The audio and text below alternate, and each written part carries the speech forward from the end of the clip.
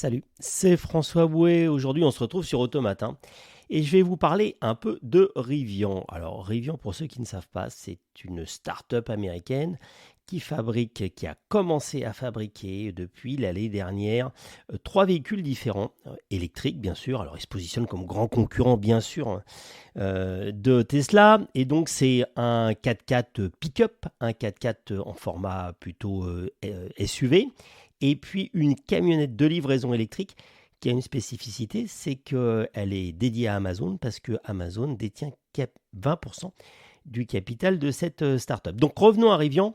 Et Rivian annonce, ils ont été introduits en bourse en novembre dernier, et ils annoncent que, au lieu de fabriquer 50 000 premiers véhicules l'année prochaine, ils vont en proposer et en fabriquer que 25 000.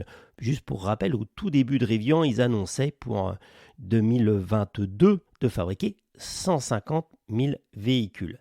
Et donc cette annonce a fait que l'action a encore perdu 13% et elle avait chuté de 60%.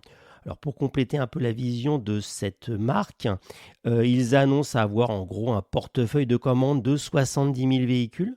C'est des véhicules très chers, mais c'est quand même pas très délirant quand on annonce pouvoir fabriquer normalement 50 000 véhicules, c'est-à-dire qu'ils n'avaient même pas un an de stock de commandes, sachant qu'aux États-Unis, vous versez 100 dollars et vous avez une commande. Donc c'est quand même très très virtuel.